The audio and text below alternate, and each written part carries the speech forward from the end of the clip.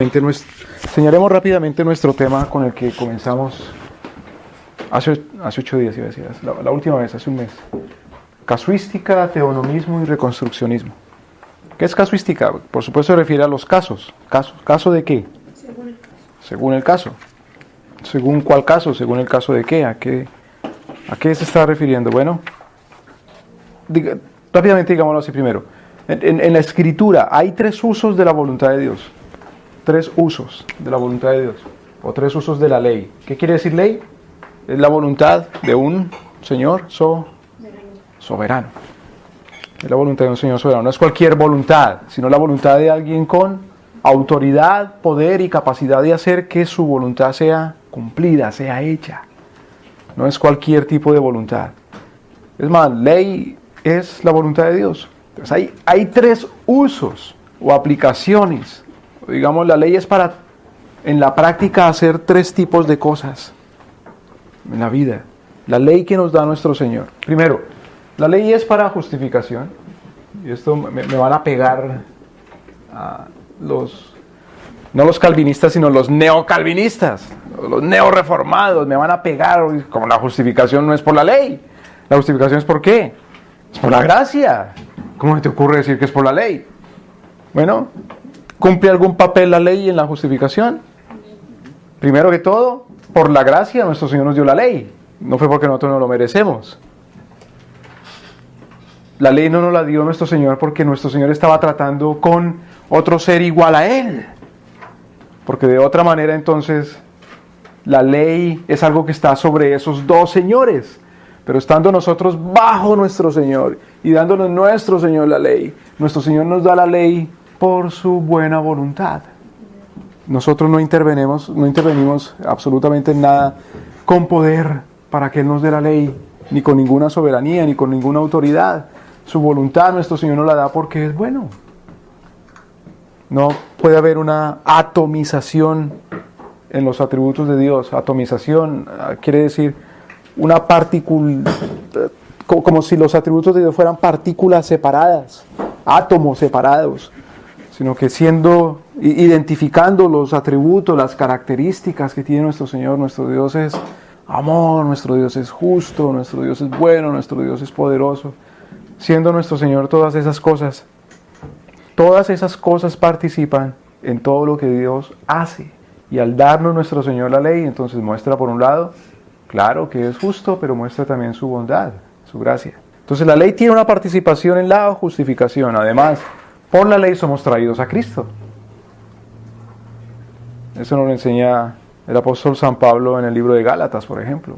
Que la ley es un ayo, es un guía que nos acusa y nos dice, claro, necesitamos a Cristo. Entonces la ley cumple su papel en la justificación. ¿Qué es justificación? Justificación es que Dios nos declara justos. ¿Somos justos, perfectos delante de nuestro Señor? De ninguna manera. Pero nuestro Señor declara y dice, tú eres justo. Otra vez, ¿por qué? Por su voluntad, porque Él es soberano. Por la ley, nuestro Señor Jesucristo también muere en la cruz. Es decir, en la cruz nuestro Señor Jesucristo soberanamente, porque Él dice, la vida nadie me la quita, sino que yo de mí mismo la doy, la entrego. Pero entrega su vida para cumplir los requisitos de la ley. En este caso, el requisito de la ley es que el culpable muera. Entonces, y por la muerte de Cristo, al pagar nuestros pecados, Él nos declara justos. Dice, yo ya pagué por ti, tú eres justo. Entonces, otra vez la ley juega un papel en la justificación. Segundo, la ley juega un papel en la santificación.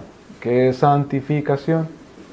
Santificación es el proceso en el cual, o mediante el cual, el Espíritu Santo nos socorre para que antes, con voluntad y con desafío, nosotros violábamos la ley de Dios y éramos enemigos de Cristo y abiertamente, entonces, contrarios a Él. Ahora el Espíritu Santo nos guía para que por su gracia, su poder y su voluntad seamos amigos suyos, seamos obedientes a sus leyes. Entonces la ley juega un papel en la santificación. ¿En qué? En que la vida que antes dedicábamos a ser enemigos y contrarios a Dios, ahora esa vida la dediquemos a ser amigos de Dios, obedientes de Dios. Nuestro Señor Jesucristo, por ejemplo, en Juan capítulo 15 dice, ya no los llamaré mis siervos, sino los llamaré mis amigos. El apóstol Pablo dice que es por su voluntad, por su querer, que no solamente tenemos en nosotros el querer, sino también el hacer por su buena voluntad. El apóstol Pablo dice, estas cosas hacías antes, una serie de delitos horribles, feos, y dice, pero ya habéis sido justificados, ya habéis sido santificados, y esto por el poder de Dios, por el Espíritu Santo. Y el tercer uso que tiene la ley, y en eso es en lo que hemos estado dedicando estas 2 últimas sesiones, es la ley sirve para el dominio. Eso como...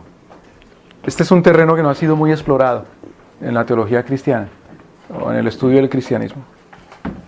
No es que no haya sido explorado, sino este es un uso de la ley al cual no se le da tanto énfasis e importancia últimamente. Recientemente, quiero decir, en los últimos 100, 200 años, hace poquito. En términos históricos, porque para el Señor 100, 200 años es algo muy corto. En términos de la historia de la iglesia, porque aún hay, como le dice el Señor a Elías, aún te queda mucho camino por recorrer. Estamos en un periodo de la iglesia todavía primitivo, si se quiere, de niñez. La iglesia es una niña todavía, que tiene que alcanzar su grado aún de madurez. Y su grado de madurez la iglesia la alcanza cuando precisamente nuestro Señor vea que la iglesia es capaz de que se le entregue a la iglesia a Él el dominio. Y cuando hablamos de iglesia, no estamos hablando de la iglesia como corporación, ¿no? Que la iglesia San Juan de la Colonia, el Progreso, esa iglesia ya se le da el dominio, sino no como corporación, sino la iglesia como comunidad, porque eso es lo que es la iglesia. La iglesia es una comunidad, es decir, la iglesia es un conjunto de personas que han sido predestinadas, llamadas, escogidas. Y ese conjunto de personas que han sido llamadas, predestinadas, escogidas, viven ahora en la tierra, no solamente en el ámbito o en la esfera de una corporación que existe en un local que se alquiló o que se compró, sino que la iglesia existe, subsiste y vive como una comunidad de familias que trabajan, que viven, que conocen, que se mueven. ¿Me debe entender? Es como uno ve en el Antiguo Testamento, por ejemplo, que el Señor llama a la familia de Abraham, a la familia de Isaac, a la familia de Jacob, a todo el pueblo. Es una comunidad organizada. Todo el pueblo, eso es la iglesia. Y en el Nuevo Testamento ve uno entonces otra vez comunidades. Y el Señor Jesucristo dice, pues bueno, esas comunidades ahora no van a estar reducidas a una nación, sino que yo les llamo para que las naciones mismas sean discipuladas. Entonces se extiende de una nación centroétnica en Israel a un lugar que es un pedacito de tierra, una franja en Israel. Se extiende a las naciones, a la tierra ya territorial del mundo entero. Eso es la iglesia. Es la iglesia como comunidad, como humanidad, como nuevo hombre.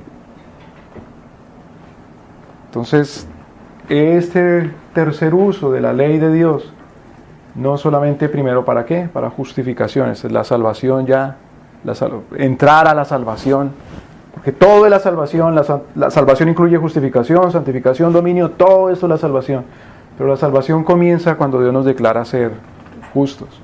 Entonces los usos de la ley para justificación, para santificación entonces es ahora dedicar la voluntad, el ser y el hacer a la obediencia a Dios. Y el dominio, el tercer uso de la ley, el dominio, entonces es que esa comunidad que ha sido justificada, esa comunidad que ahora es santificada, esa comunidad ahora es usada por nuestro Señor para que nuestro Señor extienda el dominio de su reino en la tierra. Para que nuestro Señor extienda el dominio de su reino en la tierra. ¿Cómo extiende nuestro Señor el dominio de su reino en la tierra? Salvando la tierra, redimiendo la tierra. ¿Cómo redime la tierra? En su orden, dice el Señor. Primeramente en su orden, dice por ejemplo Pablo, todas las cosas son en su orden. En su orden. En la resurrección, por ejemplo, primero resucita el Señor Jesús, luego nosotros. En la resurrección también primero resucita el alma, luego el cuerpo. En la redención también, primero nuestro Señor nos declara justos, nos declara santos, y al ver maduros ya las personas, por haber sido justificadas y santificadas, al verlos maduros, entonces ya envía a la iglesia a ser redentora del mundo, redentora de todas las cosas, de todas las instituciones. Vamos entendiendo poco a poco. Entonces, hay una parte en la ley de Dios. Hay una parte en la ley de Dios. O bueno, la ley de Dios, entonces, teniendo estos usos, la ley de Dios tiene también, desde lo general hasta lo particular, identidad. ¿Cómo identificamos cuál es la ley de Dios? Bueno, miremos desde lo general a lo particular. ¿Cómo identificamos qué es un edificio? Bueno, primero vemos el edificio todo puesto y luego vamos viendo ahora sí sus componentes. Cuántos pisos tiene y ya de último sí de qué cositas están hechas y de qué son los ladrillos. En general, la ley de Dios, ¿en qué se resume? La voluntad de Dios, la ley de Dios está resumida, dice Pablo, porque la ley de Dios se resume. Cuando le preguntan al Señor Jesús cuál es el mandamiento más importante, en general la ley de Dios se resume en amarás a Dios, se resume en el amor. Entonces, primero, lo más importante, fundamental, desde lo general, la ley es el amor a Dios. El Señor Jesucristo dice, si me amáis, cumplid mis mandamientos. Entonces, el amor es la ley de Dios. La ley de Dios es el amor a Dios. Segundo, vamos ya particularizando más. La ley de Dios es el amor al prójimo. Si amamos al Señor, cumplimos los mandamientos. Y cumplir los mandamientos tiene que ver con el amor al prójimo. Entonces dice el apóstol Juan, dice, si tú odias a tu hermano, entonces no has conocido a Cristo. El que no ama, no es nacido de Dios, ni lo ha visto. Luego ya de manera más particular, el amor al prójimo, el amor a Dios y el amor al prójimo, de manera más particular, está resumido en un código pequeño. Y ese código pequeño son los 10 mandamientos. Los 10 mandamientos. Y luego los 10 mandamientos, si los queremos ver de manera más aplicada, esos 10 mandamientos se aplican en el cumplimiento de la casuística. ¿Cómo aplicamos entonces los mandamientos de la ley de Dios? ¿Cómo aplicamos el mandamiento de no cometerás adulterio? Entonces vamos a la Escritura y vemos cuándo un comportamiento que tiene que ver con la sexualidad es considerado como adulterio. Vemos cómo un comportamiento que está relacionado con el comercio es considerado como robo. Cómo un comportamiento que está relacionado con la vida familiar es considerado como deshonra al padre y a la madre. ¿Me doy a entender? Cómo un comportamiento que tiene que ver con los compromisos que uno hace tiene que ver con no tener dioses ajenos delante de Dios o no hacerse ídolos. Entonces vamos a ver, por ejemplo, el apóstol Pablo dice, porque el amor al dinero, la avaricia, es la raíz de todos los males. ¿Cuál es el primer mandamiento? Porque violando el primer mandamiento se violan todos los demás. No tendrás dioses ajenos delante de mí. Entonces, ¿cómo cumplo no tener dioses ajenos delante de Dios nuestro Señor? Por ejemplo, no amando el dinero, porque amar al dinero es la raíz de llegar entonces a violar todos los demás mandamientos que siguen. Ese mandamiento de no amar al dinero hace parte de esos casos que hay que aplicar para cumplir los 10. Entonces, para cumplir los 10 mandamientos hay una serie de mandamientos que nos enseñan a cumplir aquellos. ¿Me explico? Dice uno, no tendrás dioses ajenos delante de mí. ¿Lo cumple? Sí, ¿por qué? Bueno, porque no tengo imágenes en la casa. Eso es todo, que no tienes imágenes en la casa, no tienes estatuas, no tienes cuadros y no les prendes una vela y no te arrodillas. Eso es todo para ya cumplir el primer mandamiento. Bueno, en la Biblia hay una serie de mandamientos que hay que cumplir para cumplir aquel. ¿Eres ladrón? ¿Cumples el mandamiento número? ¿Cuál es? ¿El no hurtarás? Sí. 8.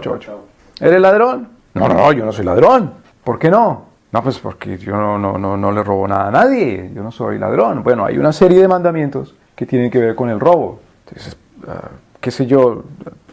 Por ejemplo, el libro de Malaquías dice, me habéis robado. Oye, ¿en qué te hemos robado, Señor? En que no traéis los diezmos. ¿Me doy a entender? Entonces hay una serie de mandamientos que enseñan a cumplir los 10 mandamientos. ¿Eres adúltero? No. ¿Por qué? Pues porque yo no le traigo mujeres a mi esposa a la casa.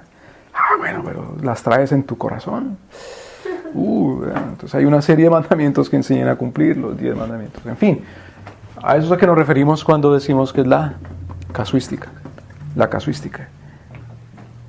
Ahora, Gary se enfoca en un tipo de casuística muy especial, muy particular. Esa casuística en la que él se enfoca son los capítulos de Éxodo, del libro de Éxodo, los capítulos 21 al 23. Hay otra serie de mandamientos que están en Deuteronomio capítulo 13 al capítulo 27. Estos mandamientos son los mandamientos de la casuística que están en la ley mosaica. En la ley mosaica. ¿Qué quiere decir mosaico? La baldosa del mosaico, el baldosín, que es de Moisés. La ley mosaica es la ley de Moisés. Entonces, en la ley de Moisés, ¿cuál es la ley de Moisés? Los libros desde el libro 1 al libro número 5, los libros de Génesis a Deuteronomio, en esos libros, es decir, en la ley mosaica, Éxodo capítulo 21 al 23 y Deuteronomio capítulo 13 al 27, son los que se ocupan de la ley casuística. Entonces, habiendo hecho esta introducción, cerremos esta introducción diciendo esto que es importantísimo.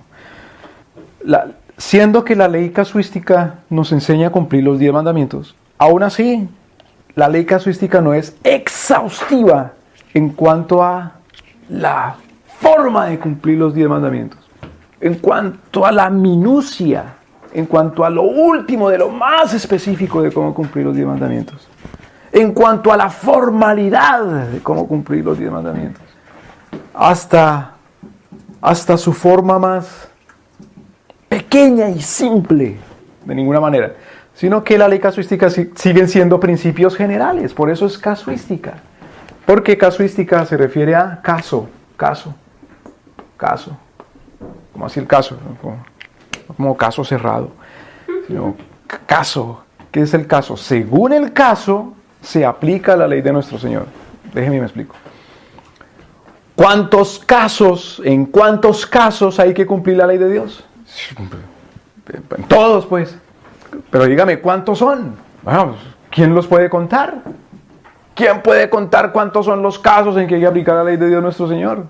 ¡Wow! Son infinitos los casos, entonces. Tantas acciones humanas un hombre realiza en un solo día. Ahora contemos millones de hombres. ¿Cuántos casos? Bueno.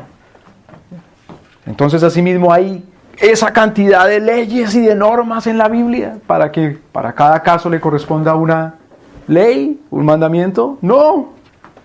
Sino que en la Escritura lo que hay son principios de carácter general. Leyes de carácter general para aplicar en casos en particular. ¿Me voy a entender? Los estados modernos, es decir, esa forma de organizar a la comunidad mediante un orden diabólico, eso es el estado moderno, un orden diabólico de organizar la comunidad, trata o concibe o pretende que para cada caso en particular tiene que escribir una ley. Entonces, ¿cuántas tretos, montañas, páginas de códigos, de leyes hay en el mundo? Millones, que ni siquiera los mismos abogados son capaces, no se puede conocer cada ley en particular acerca de todo, porque se ha hecho inmenso, porque únicamente nuestro Señor, siendo omnisciente y todopoderoso, tiene la capacidad de saberlo todo y de juzgarlo absolutamente todo. Como dice que la ley de Dios penetra hasta lo más profundo de los huesos, hasta los tuétanos. Conoce y juzga hasta el último de los pensamientos. El hombre que, llevado por el diablo, quiere ser como Dios, pues entonces precisamente quiere regirlo y legislarlo absolutamente todo, hasta lo más íntimo.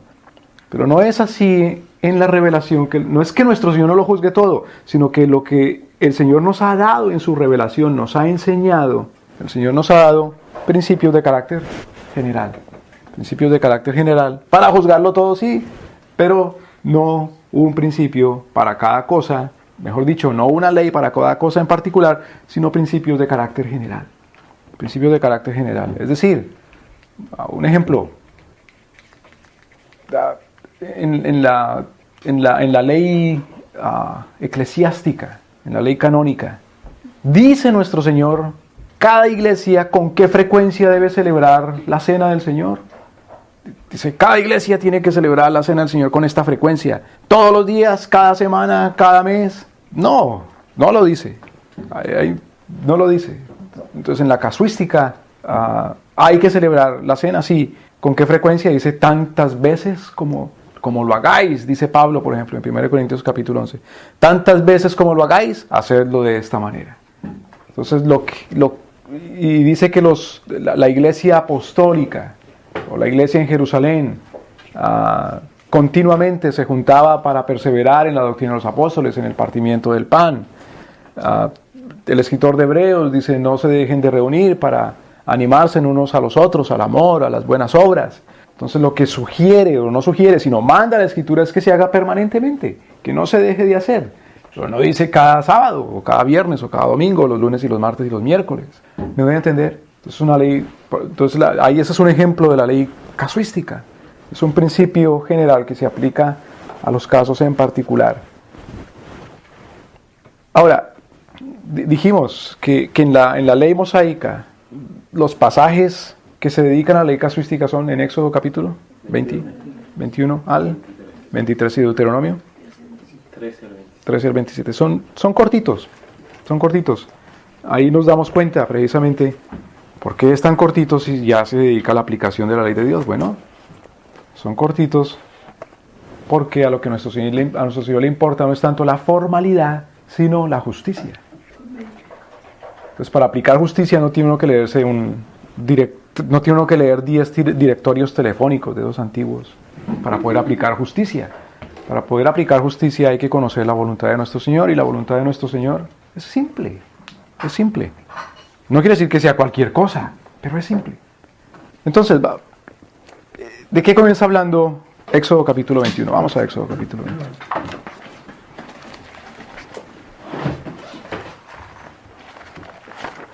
Gracias. Mientras buscamos Éxodo capítulo 21 es necesario decir algo. ¿Cómo interpretamos nosotros si la ley de nuestro Señor es concurrente para nuestros tiempos? ¿Cómo interpretamos nosotros si un pasaje de la Escritura, si un mandamiento es todavía activo, presente, mandato para hoy, para nuestros tiempos, si ese mandato fue escrito en el Antiguo Testamento o durante el tiempo de Moisés o en el libro de Génesis, qué sé yo, tan antiguo, ¿cómo sabemos si todavía? Bueno, algunos han dicho, si ese mandamiento ya no está escrito en el Nuevo Testamento, entonces ya no sirve. Entonces, ¿qué dijimos? Es una cosa muy peligrosa, es peligrosísimo. Pues entonces yo me puedo casar con mi mamá, yo me puedo casar con mi hermana, porque en el Nuevo Testamento no me lo prohíbe, ¿verdad? Es peligrosísimo esa hermenéutica, esa exégesis. Es más bien al revés, al contrario. Si el Nuevo Testamento dice que ya no, bueno, entonces ya ahora sí puedo decir tranquilamente en mi corazón, nuestro Señor, el Espíritu Santo, los apóstoles han reformado el mandamiento, lo han moldeado para aplicarlo ahora de otra manera, o dicen simplemente que ya no. Entonces estamos tranquilos en ese sentido. Entonces ese es el principio básico de interpretación bíblica de los textos, de los mandamientos, que recurre a ese principio de que la Escritura es la que interpreta a la Escritura. Dice el apóstol Pedro, ninguna Escritura es de interpretación privada, ninguna Escritura es de interpretación privada, entonces tiene que ser de interpretación pública. Ninguna Escritura es de interpretación privada, entonces es el alcalde el que la tiene que interpretar, la cosa pública. No, eso no quiere decir. Ninguna Escritura es de interpretación privada, quiere decir que ningún ser humano tiene la autoridad de interpretar la Escritura él solito, sino que la Escritura la interpreta el Espíritu Santo, que fue el que la inspiró. ¿Cómo sabemos nosotros cuál es la interpretación del Espíritu Santo? Pues sabemos que el Espíritu Santo ha inspirado toda la Escritura. Entonces, en toda la Escritura, el Espíritu Santo dirá lo que quiere decir la Escritura. Entonces, otra vez, si el Nuevo Testamento dice el Espíritu Santo algo sobre algún mandamiento, eso es lo que ese mandamiento quiere decir. Pero si el Espíritu Santo calla en el libro de Romanos acerca de un mandamiento que está en Éxodo, eso no quiere decir que entonces se supone que la iglesia de los romanos no debe cumplir ese mandamiento, porque calla. Si mi papá me dijo ayer, todos los días tiende la cama, ayer, y hoy no me lo dice, entonces yo digo, no, hoy no hay que tenderla, porque mi papá no me dijo hoy. Qué cosa tan absurda. ¿Me doy a entender? Si el papá en el Nuevo Testamento no dice algo que ha dicho en el Antiguo Testamento, no quiere decir que en el Nuevo Testamento ya no sirva, o ya no concurra como ley, sino simplemente que se supone que todavía es concurrente y no ha habido necesidad de repetirlo. Entonces en Éxodo capítulo Éxodo capítulo 21. ¿Alguien lea, por favor? Éxodo capítulo 21, versículo 1 y 2. Estas son las leyes que les propondrás. Si comprares siervo hebreo, 6 años servirá, mas al 7º saldrá libre de falta. Dice, si comprares, ¿qué? Siervo. Siervo. Si comprares siervo. ¿De qué está hablando ahí Moisés? ¿Cómo puede ser eso? Si comprares siervo. Preguntémonos primero, otra vez, para entender la escritura, que nos la enseñe ¿quién? La misma escritura. Esto es el capítulo 21 del libro de Éxodo. Preguntémonos, ¿de qué habla el libro de Éxodo? ¿Qué quiere decir la palabra Éxodo? Liberación o salida. ¿De qué habla el libro de Éxodo? De la salida de Egipto, de la libera. ¿A quiénes liberó el Señor? A su pueblo. ¿Cómo se llama ese pueblo? Es una de las nomenclatura. Nomenclatura quiere decir la forma de llamar. Israel. Ahora, como dice, lea otra vez, hermano, por favor. El versículo 2. Si comprares siervo hebreo, 6 años servirá, mas al 7º saldrá libre de falta. Ahora, ahí mismo en Éxodo, en el capítulo 1, versículo 2. Versículo 13. 13. Sí, por favor. Dice, y los egipcios hicieron servir a los hijos de Israel con dureza. ¿Quiénes son los hijos de Israel y quiénes son los hebreos? Los mismos. Pues el libro de Éxodo se trata de la liberación de quiénes, de los hebreos, de los hijos de Israel. De liberación, ¿quién los liberó? Dios nuestro Señor. ¿De mano de quién? De los egipcios. Entonces, ¿por qué el Señor, habiendo liberado al pueblo, dice que en el capítulo 21, otra vez versículo 2? Si comprares siervo hebreo, 6 años servirá, mas al 7º saldrá libre de falta. Entonces, al fin, ¿qué? ¿El tema del libro de Éxodo es liberación o no? Porque comienza diciendo que los hebreos eran esclavos y el Señor los liberó. Y en el capítulo 21 dice, si tú tienes un siervo hebreo, entonces si los libró o no los libró. Y entonces, ¿por qué en el capítulo 21 dice si son siervos? Si tienes un siervo hebreo. Porque ya no es esclavitud, es una servidumbre voluntaria. Claro. Entonces hay una cosa por distinguir, o dos cosas para distinguirse. Que el mundo no distingue, o uno no lo distingue, y entonces lee la Biblia y dice, va triste, aburrido, decepcionado. Dice, es un libro oscurísimo, contradictorio, no me suena razonable. Una cosa es la servidumbre, una cosa es ser siervo y otra cosa es ser. ¿Cuál es la diferencia? ¿Por qué el mundo no distingue entre servidumbre y esclavitud? No conocen la connotación. Claro, no conoce la connotación. ¿Qué enseña el mundo? Que es la misma cosa. ¿Por qué el mundo enseña así? Hablemos de dónde estamos, en los Estados Unidos. Cuando se hace la emancipación de los... ¿La emancipación de quiénes? De los esclavos, después de la guerra de secesión. O antes de terminar la guerra de secesión, entonces Lincoln, para legitimar la guerra, porque tiene que haber alguna razón buena para esta matanza tan terrible, digo, bueno, pues liberemos los esclavos. Tiene que haber una buena razón, ¿no? No digamos que es para la unión simplemente, porque por la unión tanta gente muerta. Hagámosla más moral, más ética. Entonces digamos que por la liberación de los esclavos, lo que antes no queríamos, pero ahora sí. Aprovechemos la oportunidad en que hay esclavos y que los que están peleando, con los que estamos peleando, tienen muchos esclavos, y aprovechemos entonces y emancipémoslos.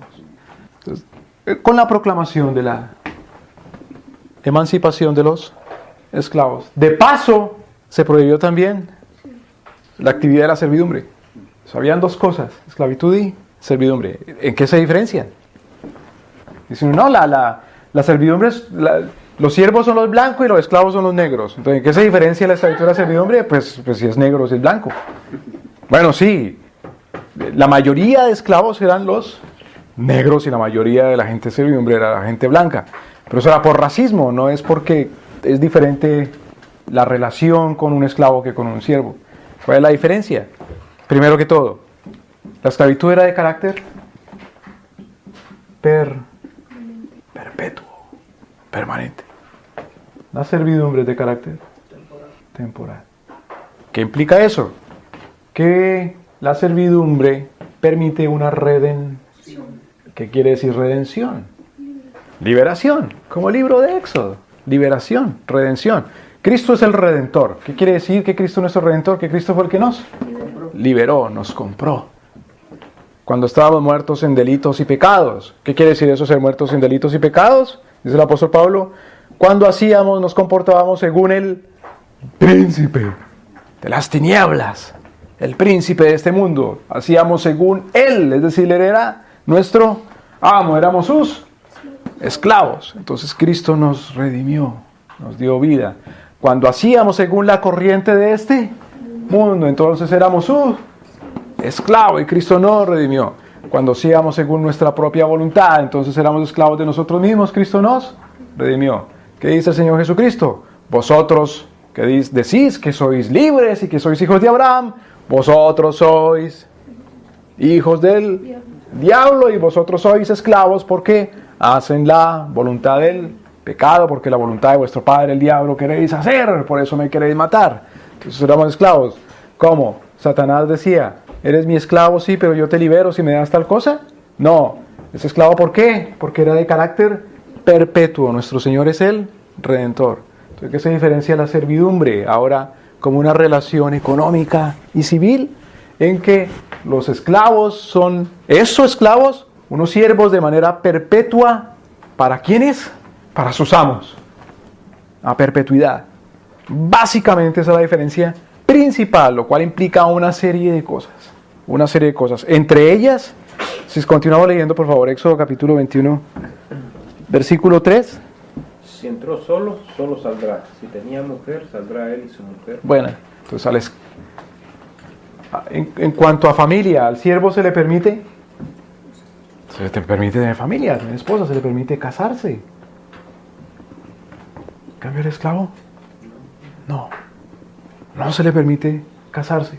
Por ejemplo, no se le permite casarse. Por ejemplo, el esclavo, ante la ley civil, la ley en los estados del sur, en los Estados Unidos, o ante la ley en el Brasil, en la esclavitud, el esclavo, si tenía relaciones sexuales y no estaba casado, ¿cómo llama eso nuestro Señor en la Escritura? ¿Cómo llama ese pecado?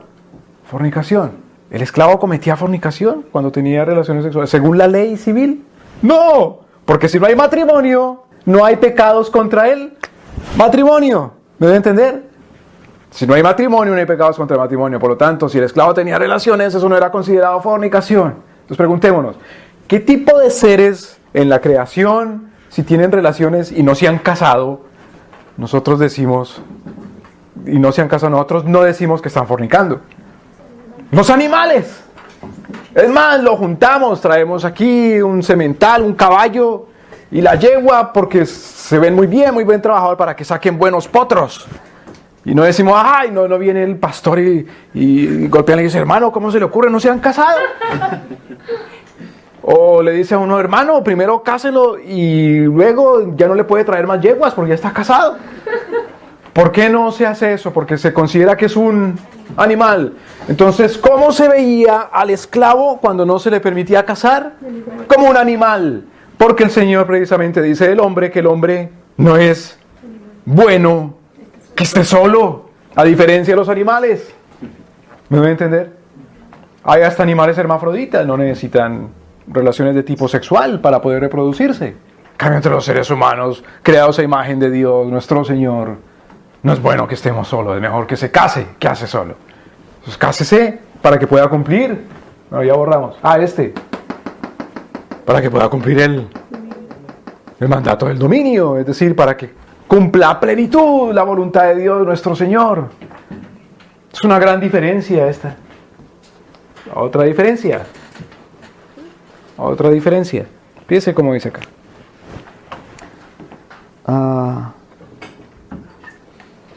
Éxodo capítulo 21, versículo 1 y 2, hermano. Léalo, por favor. Estas son las leyes que les propondrás. Si comprares siervo hebreo, 6 años servirá, mas al 7º saldrá libre de Val. Entonces, ¿cómo comienza diciendo el versículo 1? Estas son las leyes, o estos son los decretos, o estos son los mandamientos, o estos son los estatutos. ¿Qué quiere decir? Que podía el amo ¿podía el amo considerarse el dueño y el señor del siervo? No, ¿por qué? Porque el amo, el dueño, el que compraba al siervo, estaba limitado ¿por qué? Por la ley de Dios.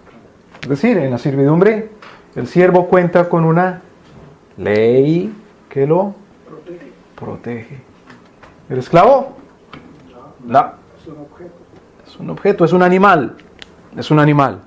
Entonces, mire, yo tengo un animal. Yo tengo una vaca. Entonces la vaca va a la corte y dice, a mí no me gusta que me ordeñen los domingos. Porque el domingo es el día del Señor. ¿No? Entonces la corte dice, sí, tiene toda la razón. Hay que protegerla. Eso es razonable. Bueno, ahorita sí. Ahorita hay un pájaro y el pájaro viene emigrando y pone huevos, ¿no? Y el Estado dice, si el pájaro pasa por su propiedad, usted tiene que pagar un impuesto para la protección de ese pájaro. Entonces el pájaro tiene derechos ante la ley, ante un hombre. Y el hombre dice, sí, tengo que respetar los derechos del pájaro ante la ley. Y tengo que pagar a favor del pájaro. Sí, eso es así. Hay que sembrar, hay que cultivar. Entonces dice la corte, no, porque el pescado ¿qué? ¿Y el agua qué? ¿Y entonces dónde van a dar? Y entonces no puede regar. Entonces el pescado tiene sus derechos, tiene sus leyes. Y tú en tu relación como pez, en tanto que son semejantes, creados a imagen y semejanza los dos, de alguna otra cosa, entonces la misma ley les aplica a los dos. ¿Me voy a entender? Es una cosa loca. Es volver otra vez al primitivismo, al hermano lobo y a la madre naturaleza. Es primitivo, es naturalista, es una religión de adoración a la naturaleza o de consideración de la naturaleza al mismo nivel del hombre o de rebajar el hombre al nivel de la naturaleza. Es decir, la imagen de Dios está borrada. Dios quitó su imagen y semejanza de los seres humanos. Pero con los esclavos no hay ley que los proteja. No hay. Entonces la esclava es una muchachita y le gustó al patrón y hace con la muchachita lo que él quiere y la muchachita no puede decir nada. No tiene una corte a cual apelar. Y quedó embarazada y el patrón dice, no, qué pena, qué vergüenza, ¿qué dirán en la iglesia? Es mejor la mato, la vendo, lejos que se la lleve. Porque ¿qué dirán los ancianos y qué dirán los diáconos? ¿Y qué dirá el suegro y la suegra? En fin, la reputación. Mucho menos si él mismo es un pastor o un anciano, es un obispo. ¿No? Entonces ella no tiene ningún derecho. Mucho menos si es uno de los padres de la patria, los fundadores. De pronto, ¿qué tal que se llame Jefferson y la historia diga que tiene hijos con una esclava? ¿Qué tal? ¿Será que eso pasó? Pero esos muchachitos no tienen el apellido Jefferson de ninguna manera.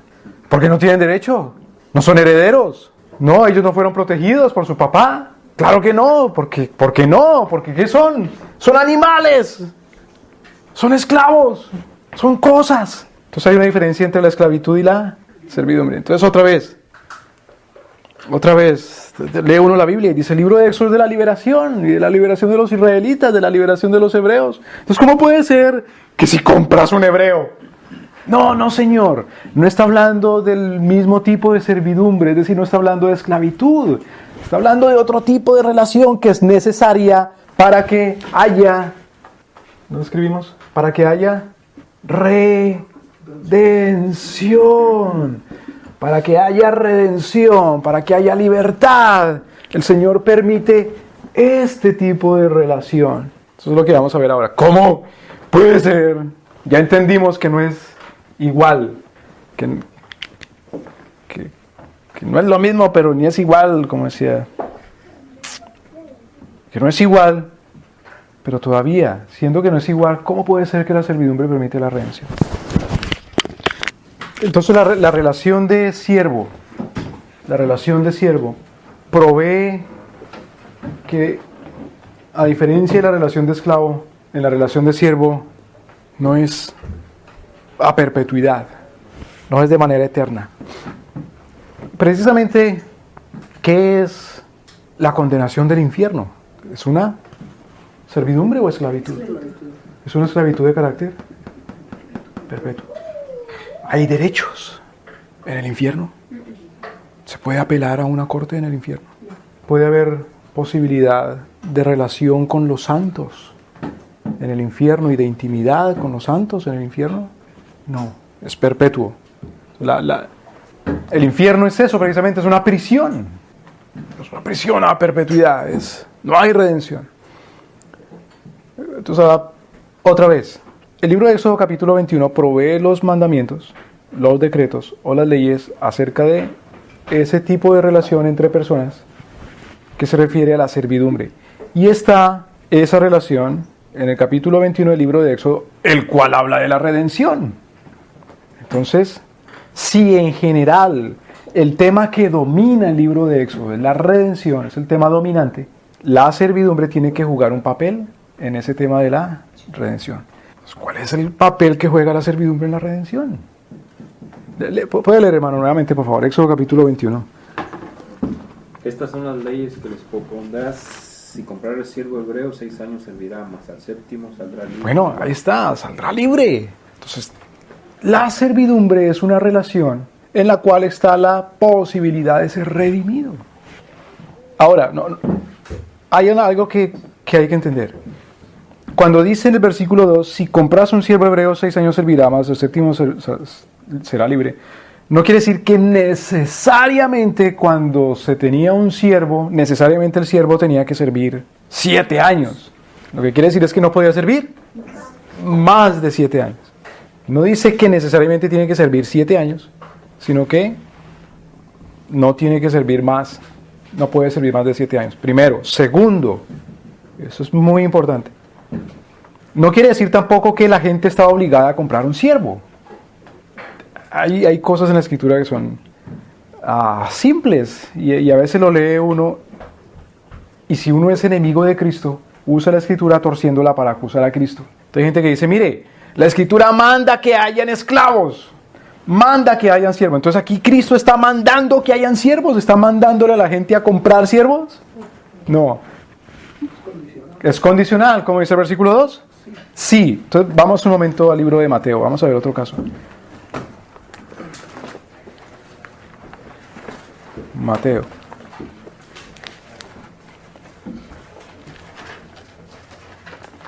Capítulo 19.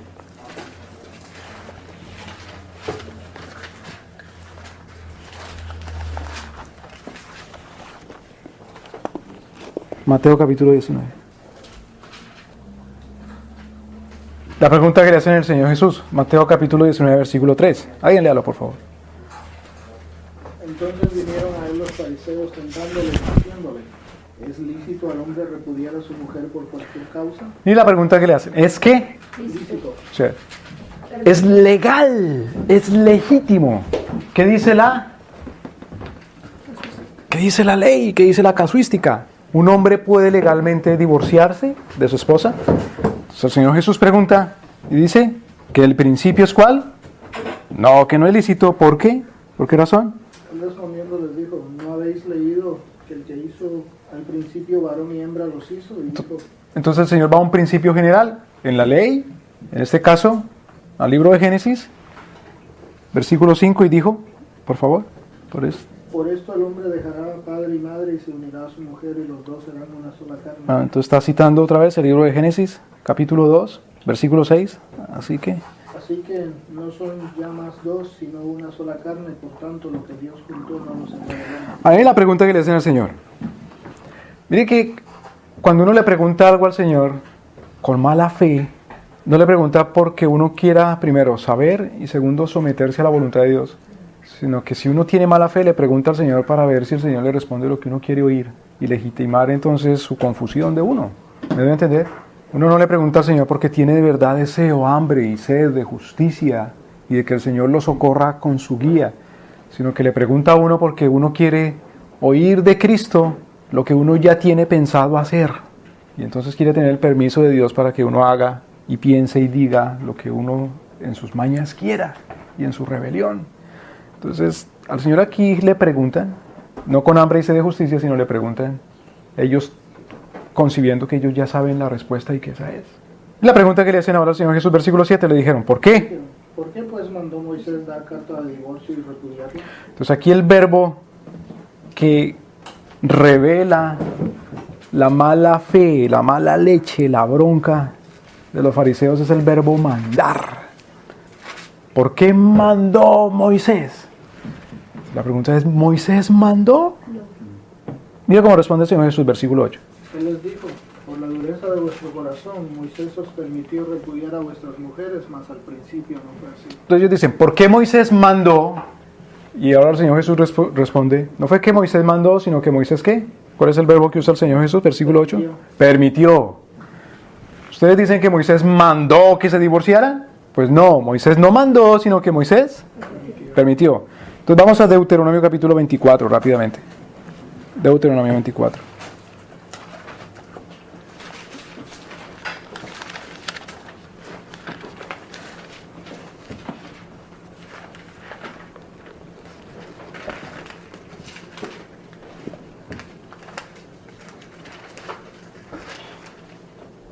Versículo 1.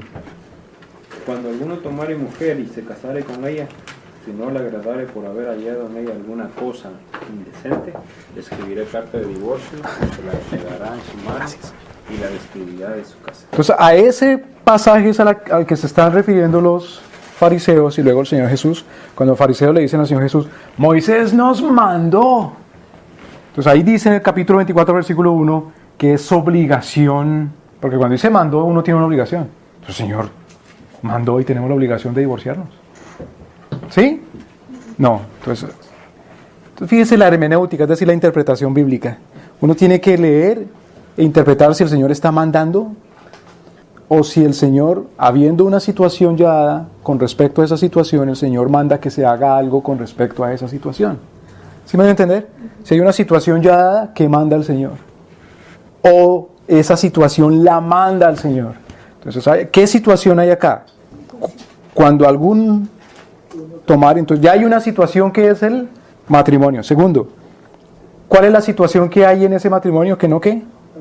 Que no le agrada. Entonces, la situación es que no le agrada. Entonces, si hay una situación y la situación consiste en que no se agrada el hombre de su mujer, entonces, ¿qué pasa? Le escribirá carta de divorcio. Pero es si no le agrada. Entonces el Señor lo que está dando es, otra vez, una puerta de liberación, para que se libre. Vamos a 1 Corintios capítulo 7. 1 Corintios capítulo 7.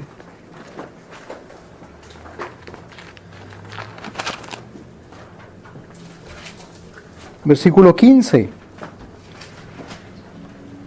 Pero si el incrédulo se separa, sepárese, pues no está el hermano o la hermana sujeto a servidumbre en semejante caso, sino que a paz nos llamó Dios. No está sujeto a Servidumbre. Entonces dice, si el impío se separa, pues el piadoso aproveche, déjelo que se separe, déjelo que se divorcie, déjelo que se vaya, porque Dios lo está ¿qué? Dios lo está liberando. ¿Me voy a entender? Ya hay una situación dada. ¿Cuál es la situación dada a él? Matrimonio. Y en ese matrimonio, ¿qué hay? Un impío. Y ese impío dice, no quiero seguir casado. Entonces dice el Señor, déjelo que se vaya, porque así lo está librando Dios de un impío. ¿Me voy a entender? ¿Me explico? Entonces no es que el Señor esté mandando ahí que se divorcie, sino que está dejando abierta la puerta del Señor para que haya libertad, para que haya redención. Entonces, el Señor Jesús les dice, no es que Moisés les haya mandado, sino que Moisés les permitió por la dureza del corazón. Entonces, ¿por qué hay pecado? La dureza del corazón. ¿A qué se refiere la dureza del corazón? La esclerosis. Es dureza del corazón para ser obediente a Dios, para cumplir la santificación. Como hay dureza de corazón y no hay santificación ahí, entonces, para agradar a Dios nuestro Señor y ser libre, entonces permite el divorcio. Pero el mandamiento o la ley dice, el mandamiento que permite el divorcio dice, si no le agrada. Y en la Escritura, leyendo la Escritura en total, ¿qué es lo que nos debe agradar y qué es lo que nos debe desagradar? Lo que nos debe agradar es Dios nuestro Señor, y lo que nos debe desagradar es todo aquello que esté en contra de Dios. Se daban casos de que al hombre no le agradaba a la mujer y no le cocinaba bien. Pues no le cocina bien, o tiene el pelo, no se peinó, o canta feo. En fin, parece la chimoltrufia, entonces no me divorcio. Claro, es una buena razón, porque no le agrada. Enseñaba el rabino Gilel. El rabino Gilel, el maestro de Gamaliel, que era a su vez el maestro del apóstol Pablo. Si la mujer no le cocina bueno, entonces tú la puedes divorciar. Qué cosa, ¿no? Tan maravillosa el Señor. Y como el Señor entonces nos permite divorciarnos por cualquier bobada, tiene uno que justificar eso y dice, es que Dios lo manda. Dios lo quiere. Entonces es lo que nuestro Señor reprende. ¿Por qué? Porque hay se aprovecha hacer una triquiñuela, una trampa hermenéutica para decir que Dios lo manda. Entonces los enemigos de Dios, en cuanto a Éxodo capítulo 21, dice, ve, Dios manda que se compre y se venda gente.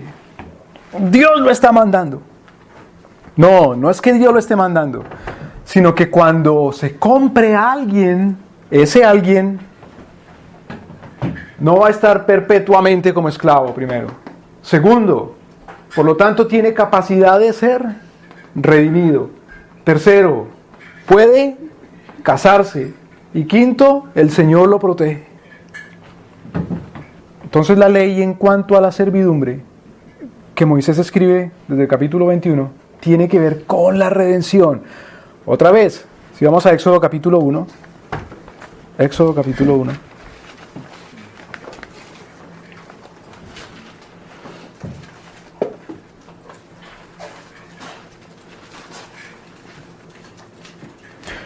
Bueno, para que entendamos la intensidad de lo que estamos leyendo. Antes de Éxodo capítulo 1, antes de ir a Éxodo capítulo 1, vamos a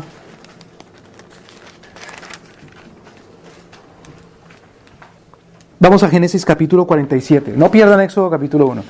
Pero para entender mejor Éxodo capítulo 1, vamos a Génesis capítulo 47.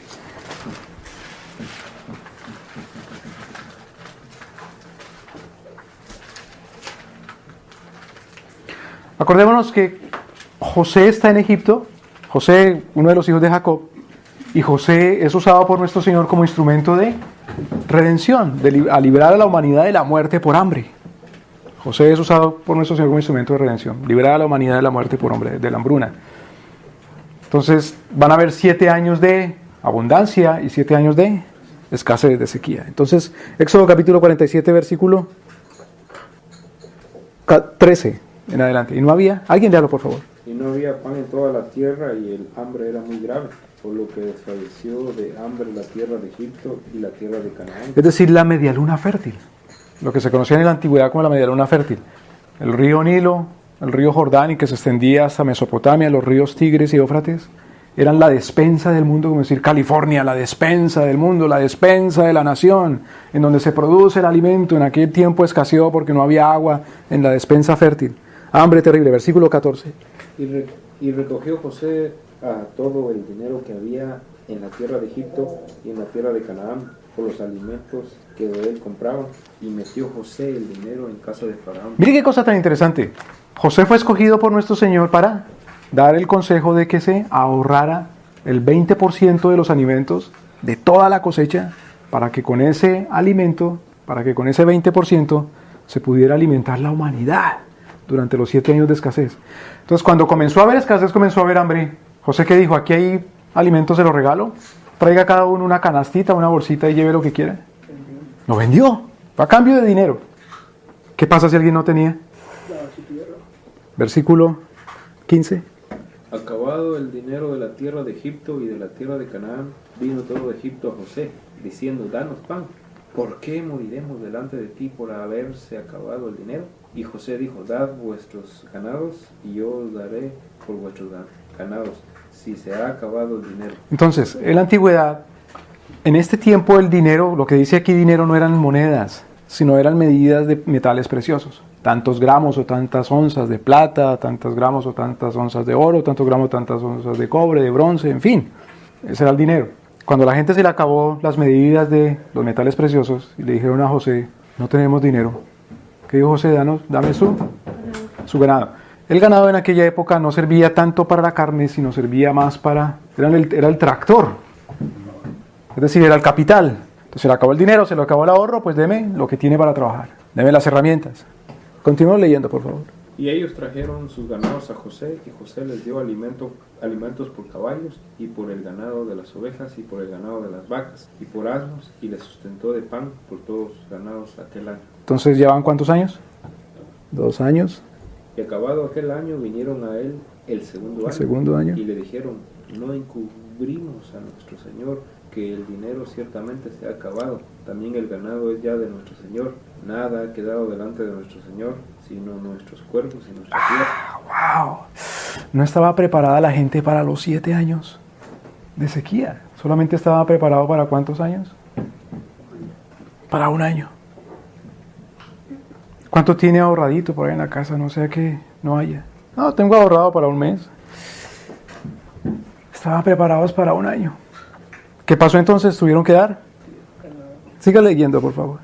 ¿Por qué moriremos delante de tus ojos? Así nosotros como nuestra tierra, compraremos a nosotros y a nuestra tierra por pan, y seremos nosotros y nuestra tierra siervos de Faraón, y danos semilla para que vivamos y no muramos, y no sea asolada la tierra. ¿Pero cuántos años habían pasado de sequía? 2. Dijeron, danos semilla para sembrar.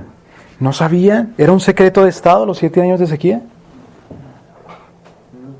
¿Por qué no atendieron a la voz de Dios, que Dios de verdad me dijo que eran 7 años?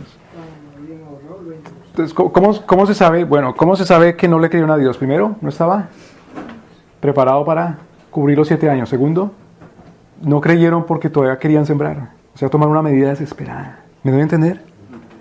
Qué cosa tan desesperante. Cómpranos a nosotros y a nuestra tierra.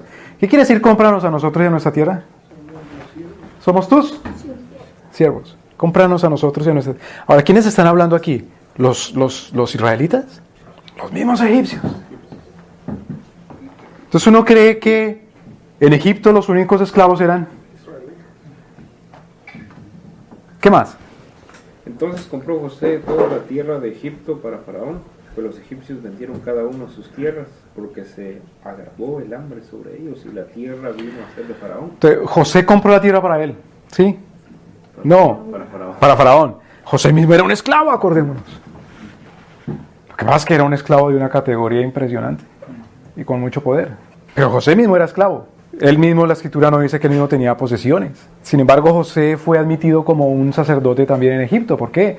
Porque a José se le dio como esposa a la hija del sacerdote de Egipto, una tal Asenet. Y no se podía casar por fuera de la clase sacerdotal. Por lo tanto, José fue aceptado como un sacerdote más. Y los sacerdotes en Egipto eran los únicos que no estaban obligados de pagar impuestos. Porque en toda sociedad los únicos que no están obligados de pagar impuestos se supone que son los sacerdotes. ¿Qué más? Y el pueblo lo hizo pasar a las ciudades desde un extremo al otro del territorio de Egipto. Solamente la tierra de los sacerdotes no compró, por cuanto los sacerdotes tenían ración de Faraón y ellos comían la ración que Faraón les daba, y por eso no vendieron su tierra. Es decir, los sacerdotes eran la burocracia. Los sacerdotes eran aquellos agentes estatales para mantener el régimen. Estaban muy bien sindicalizados. Era la unión más poderosa. Versículo 23. Y José dijo al pueblo, he aquí os he comprado hoy. Perdón, hermano, mire qué cosa. José no dice, he aquí les he comprado su oro, su plata, su ganado y sus tierras. Sino dice, he aquí he comprado ¿qué? José. A vosotros los he comprado. Os he comprado a vosotros y a vuestra tierra para Faraón. José es simplemente el agente comercial de Faraón. Es el vendedor y comprador, es el gerente de ventas y el gerente de compras. El Faraón es el dueño. Es Dios sobre la tierra, que es dueño de todo. De la tierra y de la gente y de todo lo que hay ahí. Es Dios. Versículo, perdón hermano, siga leyendo, continúa el versículo 23.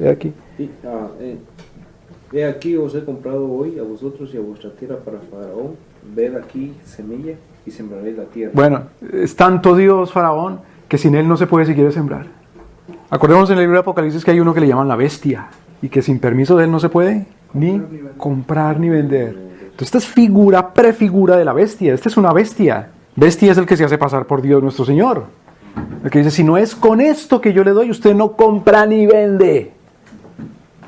Si no es con esto que yo le doy, usted no come, ni su familia, ni trabaja. Yo soy el Señor. ¿Me voy a entender? O sea, hay bestias, hay delirios de grandeza, hay locura de poder. Es Nabucodonosor, es el Estado moderno. Por eso decía Friedrich Hegel que el Estado es Dios sobre la tierra. Es, tú eres Dios encarnado. Tú, Estado. Él es el que permite. Si no se compra, perdóneme, si no es por su voluntad, no se compra ni se vende. Porque Él es el que dice, es con esto y solamente con esto y a quien yo te diga y lo que yo te diga, de otra manera no comes. Eres siervo. Eres siervo, eres esclavo. Versículo 24. De los frutos daréis el quinto a Faraón, y las 4 partes serán vuestras. Entonces mira, claro, primero que todo, tuvieron que pagar por el alimento todo el ahorro que tenían. Segundo, tuvieron que dar el capital que tenían. Tercero, tuvieron que dar la herencia. Y luego José dijo, ahora ustedes mismos son míos. Por lo tanto, ya no solamente les estoy comprando, sino que como ya son míos, ahora les estoy imponiendo. Entonces ya no les estoy diciendo, páguenme tanto, sino que ahora que son míos, de todo lo que siembren, me van a dar el quinto. O sea, ¿el qué por ciento? 10 dividido 5, el quinto. 100 dividido 5, el 20%. Entonces, ¿a esta gente le tocaba diezmar? No le tocaba diezmar, le tocaba era vientemar. Más del diezmo, el doble, el 20%. Porque ustedes son míos. Pero nosotros decimos, hoy nosotros somos libres. No como esos egipcios. Yo soy libre. ¿Por qué? Yo ¿qué 20% ni que nada? ¿Cuánto? ¿El 60%? Yo sí, la tierra es mía, yo hago con él lo que quiera. Sí. Y mi capital también, hago con él lo que quiera. Sí. Y yo compro lo que yo quiera, con lo que yo quiera. Sí. Yo soy libre. ¿Más que los egipcios? ¿No tienes ningún faraoncito? ¿No tienes nadie con delirio de grandeza? Es decir, no eres siervo. ¿Crees que porque te puedes casar y porque puedes ir a una corte por ahí, eres libre? Más libre que los egipcios hace 4.500 años. Mire qué cosa tan interesante. Siga leyendo, hermano, por favor. Y de los frutos daréis el quinto a Faraón, y las 4 partes serán vuestras para sembrar las tierras, y para vuestro mantenimiento, y de los que están en vuestras casas, y para que coman vuestros niños. Tan bueno el Faraón. Versículo 25. Y ellos respondieron, la vida nos has dado. Que gracias, si no es por ti, claro. Porque el Señor los ha entregado en servidumbre perpetua. Esto es, entonces, ¿qué dijo José? Publíquese, promúlgase y cúmplase. ¿Qué por 5 añitos de aquí en adelante va a ser esta ley? ¿Qué por 6 añitos? Es para salir por un periodo de crisis, porque es que estamos en guerra, es un periodo, no sé, hay crisis económica, hay crisis militar, hay una emergencia. Es una ley de emergencia, ¿no? Entonces es temporal. No es temporal. Segundo, esto pasa con ustedes, pero eso no les conviene. Ustedes tienen que reclamar su libertad. No, al contrario, les dicen, gracias, papá, padrecito. ¿Cuál era el apelativo con el que tenía que llamarse Stalin en la Unión Soviética? Padrecito. Había que decirle padrecito. Y cuando se murió Stalin, dijeron sus servidores, dijo uno, ha muerto Stalin, y el otro dice, ¿quién le va a contar? ¿Quién le cuenta? ¿Quién es capaz de contarle a Stalin que se murió? Ese señor no se le puede hablar nada, porque es el dictador. ¿Quién es capaz? Claro, a Stalin no podían venir a darle malas noticias. Stalin, que no hay cosechas en Ucrania. Qué miedo de venir a decirle, mejor vaya, dígale usted, porque lo manda a los gulags, ¿no? Stalin, los alemanes ya vienen por las tierras bálticas, ya se van a meter a Rusia. ¿Quién es capaz de contarle? ¿Quién es capaz de decirle? Entonces, la gente viene a José y le dice, gracias a ti. ¿Qué más? Y ellos respondieron, la vida nos has dado. Hallemos gracia en ojos de vuestro Señor y seamos siervo. Siervos. Qué palabras tan impresionantes. ¿Hallemos qué? Gracia. Hallemos gracia delante de nuestro Señor. Seamos siervos del Faraón. Y seamos siervos de Faraón. Hay todo régimen o todo orden necesita una teoría que lo justifique, que lo respalde. ¿Me voy a entender? Todo régimen, todo orden, toda forma de vivir necesita de una teoría que lo respalde. Es decir, necesita de una teología. Es decir, necesita de una forma de pensar que suene lógicamente y religiosamente razonable y buena para tener devoción ahora por ese régimen y por ese orden que lo respalde. Hay un régimen moderno y la teología o la doctrina básica de ese régimen moderno es un tal contrato social.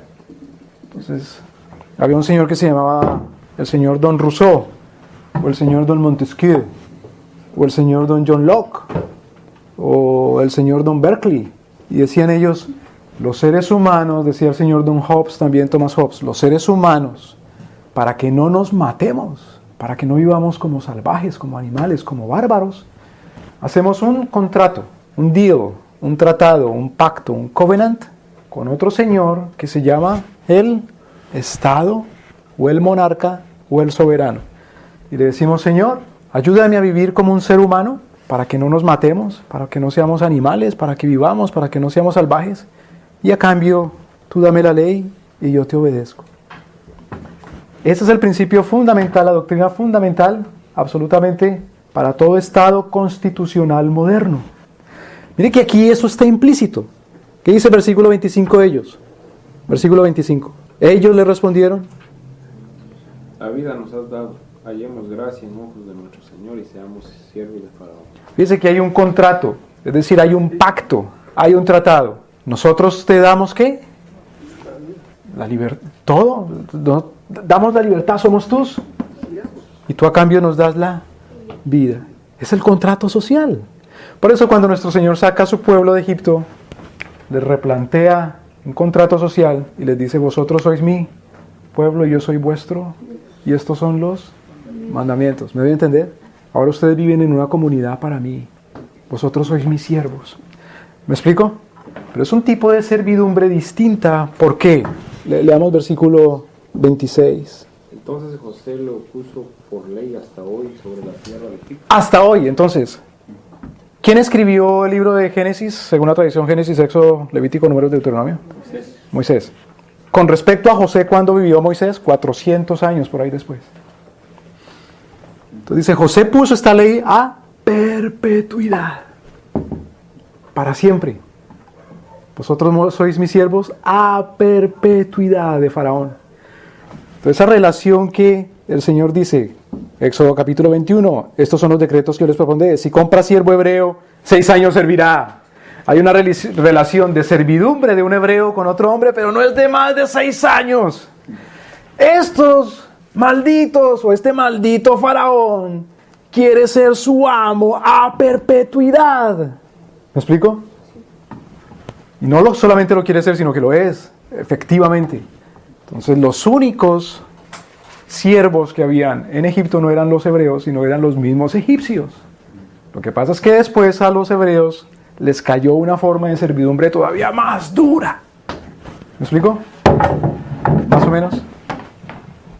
Entonces ahora sí, si vamos a Éxodo capítulo 1, estábamos en Génesis.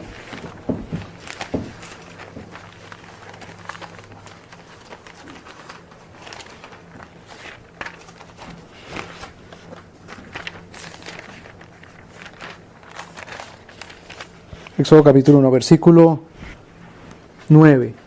Perdóname, versículo 8. No, desde el 7 para entender el contexto.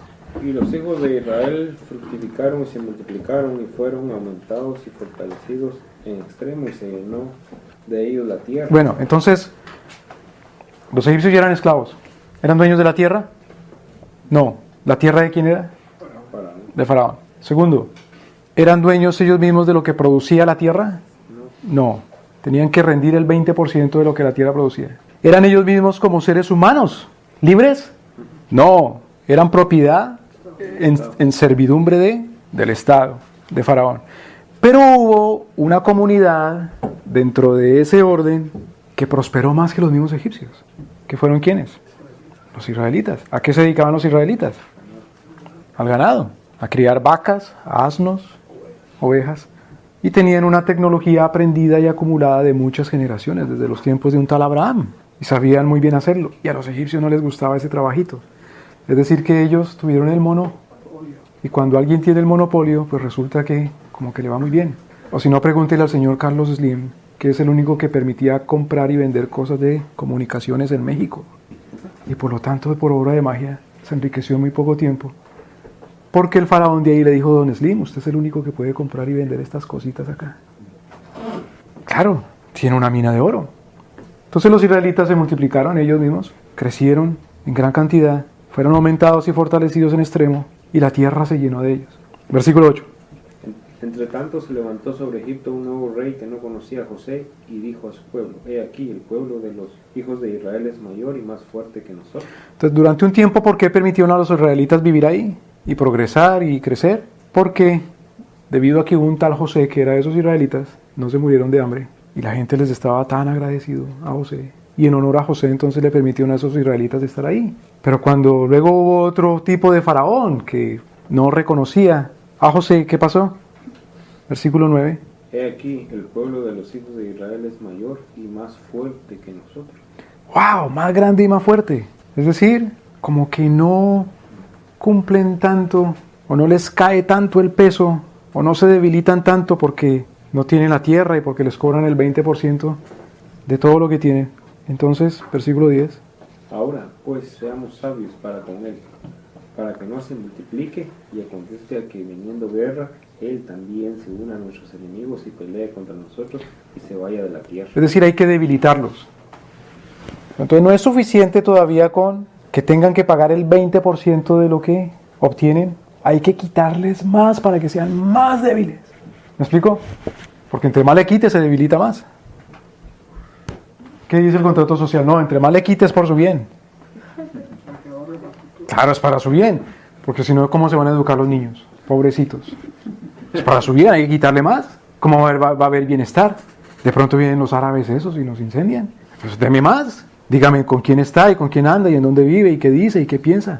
No sea que nos acabemos. Hay que desnudarlo, hay que verlo desnudo completamente. No sea que alguien pueda cortar con un corta uñas matarnos. Hay que debilitarlos más. No sea que sean nuestros enemigos o se unan a nuestros enemigos y peleen contra nosotros y se vaya de la tierra. Versículo 11 entonces.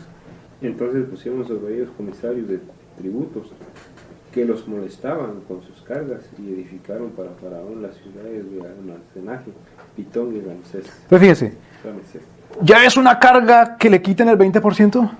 Sí. Entonces ahora hay que cargarlos todavía más. ¿Cuánto? ¿Cuánto se pagará? ¿El 30? ¿El 40?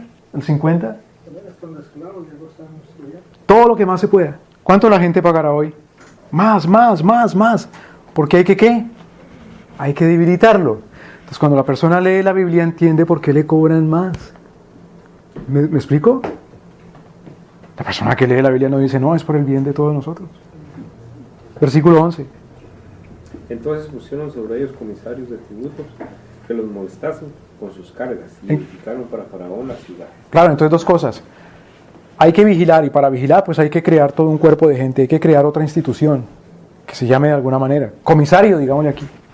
¿Qué es un comisario? Pues una policía, un cuerpo policíaco que esté sobre ellos, que los opriman, que los moleste, que los puye. Entonces el que lee la Biblia sabe para qué, mediante el contrato social, se crean policías.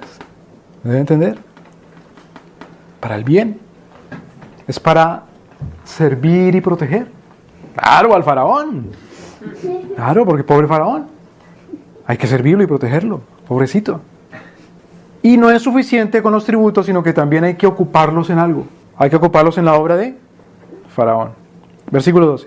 Pero cuanto más los oprimían, tanto más se multiplicaban y crecían, de manera que los egipcios temían a los hijos de Israel.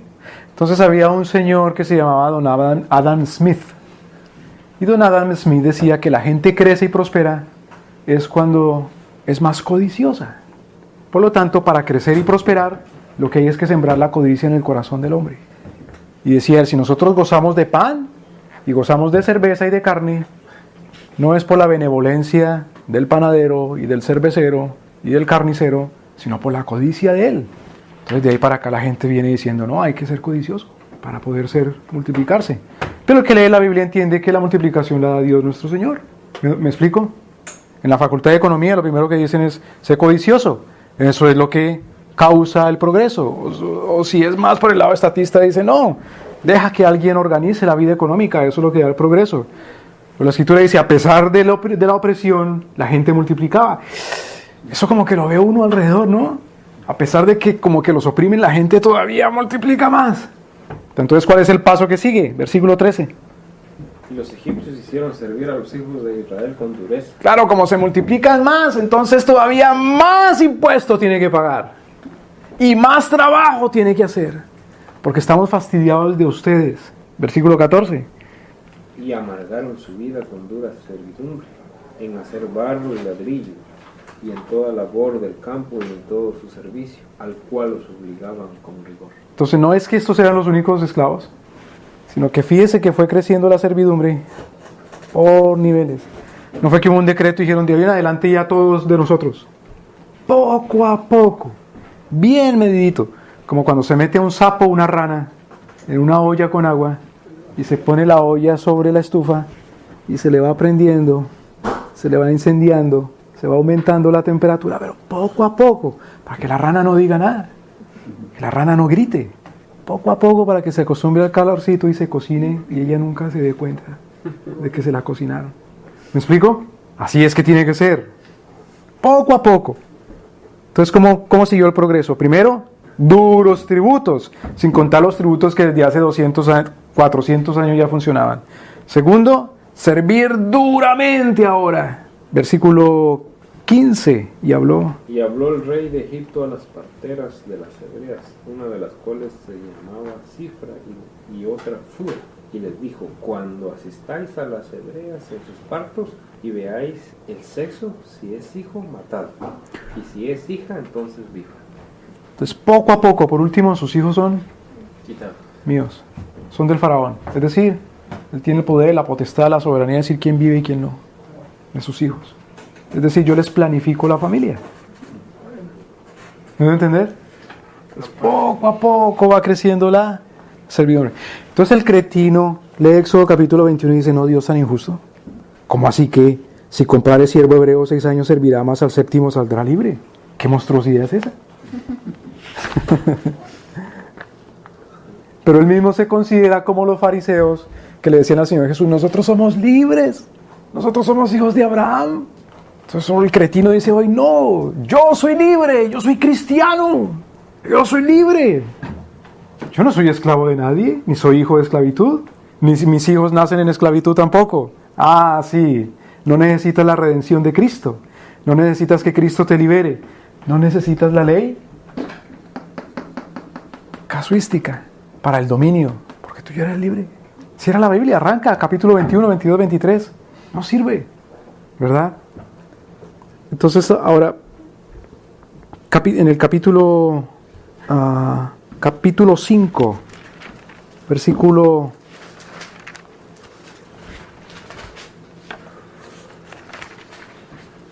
1 y 2. Después Moisés y Aarón entraron a la presencia de Faraón y le dijeron, Jehová el Dios de Israel dice así, deja ir a mi pueblo a celebrarme fiesta en el desierto. Entonces, ¿quién envía a Moisés a Faraón? Nuestro Señor envía a Moisés y le dice, deja ir a mi pueblo. Pero ¿cómo? Luego el pueblo no es de Faraón. ¿Por qué viene otro a decir que lo deje ir? Aquí viene el verdadero dueño a decir, esto es mío, Señor. Déjelo ir. ¿Para qué? Para que me celebre fiesta, para que me adore. ¿Quiénes son los que obligan y dicen a un pueblo, estas son las fiestas? Marquen el calendario. Esta es la fiesta. ¿Quién es el que decreta cuáles son los días de reposo, de descanso o feriado, de memoria, de, ¿cómo se llama?, de holiday? ¿Quién es el que dice y decreta por ley cuál es el día de descanso? Pues Dios dice, deja salir a mi pueblo para que me adore. ¿Qué dice Faraón? Versículo 2. Y Faraón respondió, ¿quién es Jehová para que yo oiga su voz y deje ir a Israel? Yo no conozco a Jehová, ni tampoco dejaré ir a Israel. ¿Quién es ese? Yo soy el que digo cuándo descansa usted y cuándo no, y cuándo reposa y cuándo sí. Yo soy el Emiliani, ¿no? ¿Recuerdan? Yo soy el que digo la fiesta, yo soy el que digo cuál es el decreto, de cuál día se descansa, se reposa o no. ¿Quién es Jehová? Entonces, por último, comienza quitando poco a poco, ¿qué cosa Faraón? El dinerito, el capital, la tierra, ustedes mismos. ¿No es suficiente con el 20%? ¿El 30%? el 40, la opresión, sus mismas vidas, sus mismos hijos, y hasta su conciencia es mía. Yo le digo a quién adore y a quién no, a quién sirva y a quién no. Su conciencia, su alma, su mente, su corazón, su espíritu son míos.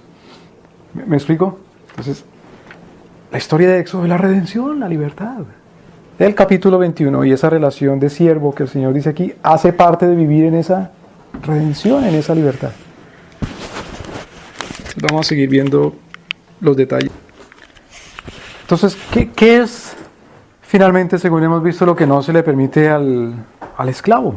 Al esclavo primero no se le permite redención.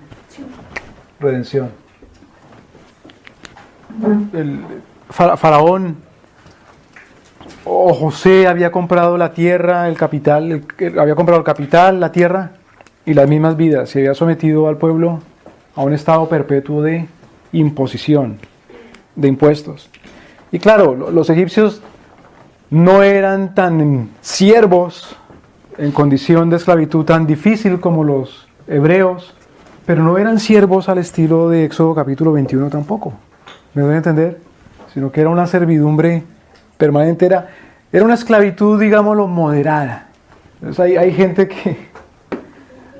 que habla de dictadura, ¿no? La dictadura. ¿Qué quiere decir la dictadura? En español, la palabra dictadura tiene dos, el prefijo y el sufijo. Dicta, el que dicta, es decir, es el soberano. La dura. Es duro. Entonces, hay países, hay regímenes en donde la dictadura no es tan dictadura, dicen ellos, sino que es una dicta blanda. No es tan dictadura, es dicta blanda. Pero de dictadura es dictadura, es servidumbre. O sea, cuando dicen, no, gracias a Dios no estamos como en Venezuela, gracias a Dios no estamos como fulanos o como en tal país. Ah, sí, entonces sí son muy libres. No, lo que pasa es que su dictadura es menos dura, más blanda, es decir, la cadena le dan 1 metro más de cadena, pero está amarrado de todas maneras. Le dan 50 centímetros más de cadena, que tenga libertad de ir a la puerta por lo menos. Entonces no es que no lo dejen salir, pero tiene que pagar mucho para poder salir, entonces le sueltan algo de cadena. ¿Me deben entender? Entonces la relación de servidumbre de los egipcios para con Faraón y la relación de servidumbre de los hebreos para con Faraón no era diferente en cuanto a la esencia. Los dos pueblos eran siervos, juntos los dos. Solamente que la dictadura en unos era más dura que la dictadura en otros. Por eso dice en Éxodo capítulo 1 que para con los hebreos, ¿cómo dice? Versículo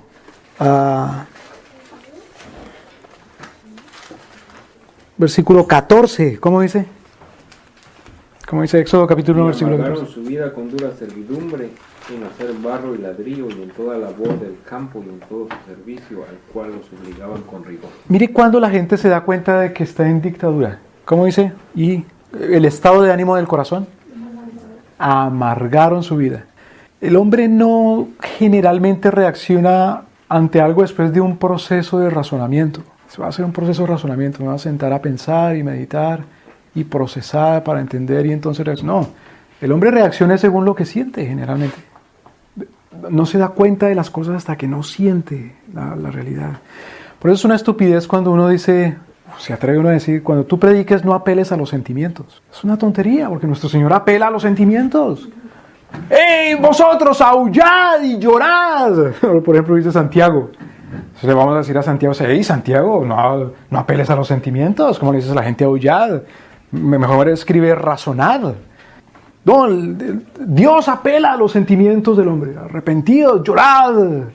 En otro lado, el apóstol Pablo dice, gozaos, regocijaos. Otra vez digo, regocijaos. Dice Pablo, no apeles a los sentimientos. Más bien diles razonad. Es el racionalismo. La gente ahora no clama a Dios hasta que no concibe en su corazón y entonces sí en su mente con amargura su estado.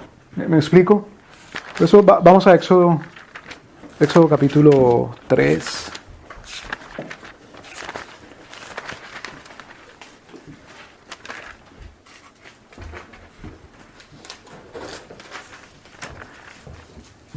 Éxodo capítulo 3. Bueno, veamos desde el capítulo 2. Desde el capítulo 2, versículo 23. Aconteció que después de muchos días murió el rey de Egipto, y los hijos de Israel gemían a causa de la servidumbre, y clamaron, y subió a Dios el clamor de ellos con motivo de su servidumbre. Mire qué cosa. A veces dicen, no apeles a los sentimientos cuando prediques. Otros también dicen, no apeles a los sentimientos cuando ores. Tú ora y pórtate sin apelar a los sentimientos. Tú habla neutralmente y llanamente. Mire cómo escucha nuestro Señor. ¿Qué escuchó nuestro Señor? ¿Qué subió a los oídos del Señor? El gemido, el clamor a causa de la servidumbre. Acordémonos en la parábola cuando nuestro Señor dice, 2 hombres subieron al templo a orar. Y uno decía, gracias Señor, porque yo no soy como ese, yo sí soy buenazo. En cambio el otro no se atrevía ni siquiera a levantar su rostro y decía, sé propicio a mí. Y uno ve el clamor ahí del hombre que dice, perdóname. ¿Me explico? Son los sentimientos. Lo que es ilegítimo es que los sentimientos estén guiados por la mentira. Eso es lo que es ilegítimo. Porque el sentimiento sea guiado por la verdad y que sea el sentimiento apropiado. El clamor cuando hay que clamar, el gozo cuando hay que gozarse, la ira cuando hay que airarse. ¿Me deben entender? El odio cuando hay que odiar también. Pero que el sentimiento esté presente de tal manera que, como dice el Señor Jesucristo, oraréis, como dice la ley, y el Señor Jesucristo lo cita, amaréis al Señor tu Dios con todo tu corazón y con toda tu alma y luego sí con toda tu mente y con todas tus fuerzas. Es decir, el ser humano completo, alma, cuerpo, con todo lo que es su voluntad, su raciocinio. Los hispanos no es necesario explicarles mucho de los sentimientos. El hispano es apasionado. Es el latino, el hispano es apasionado. Los premios Nobel de los hispanos son en literatura. Las pasiones, no son en química, esas cosas tan frías, tan secas, eso no. Eso es para los alemanes. Sí. El yogo bonito es para este lado del Atlántico, del mundo. Qué bueno. Oyó Dios el gemido de ellos, se acordó. Mire qué cosa. Versículo 24. ¿Se acordó de qué? Pero luego yo no había un pacto. Un contrato. Entonces, cuando Dios escucha el clamor es por liberación de este pacto. Libéranos, Señor, de este contrato. ¿Me dio a entender?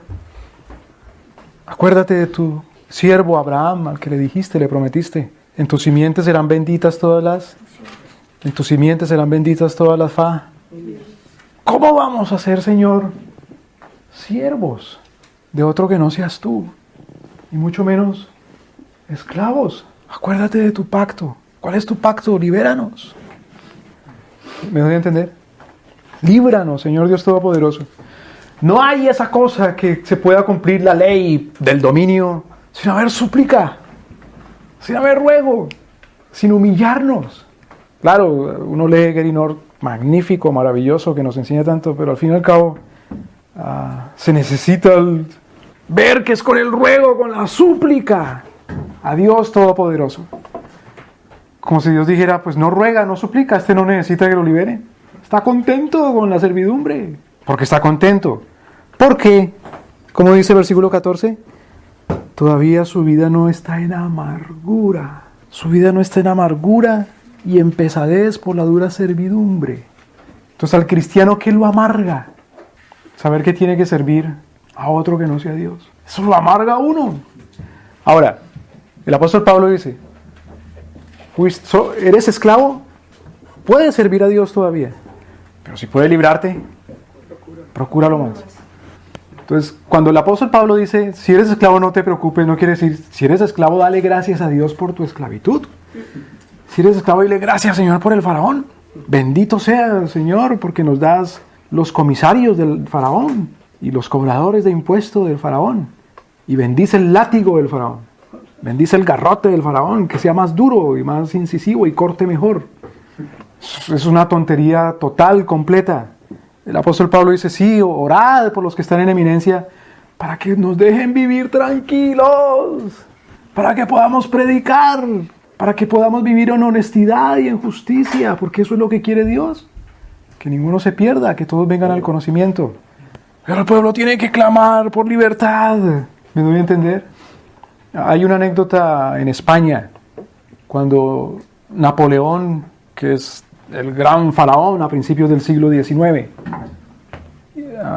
le pide permiso a su majestad, el rey español, don Carlos de Borbón, porque como está en guerra con Inglaterra, Napoleón, y necesita los puertos de Portugal sobre el Atlántico y sobre el Mediterráneo para poderle cortar la salida marítima a Inglaterra. Entonces Napoleón hace el pacto con el rey Carlos de España y le dice: don rey, permítame pasar por sus tierras españolas para poder llegar a Portugal.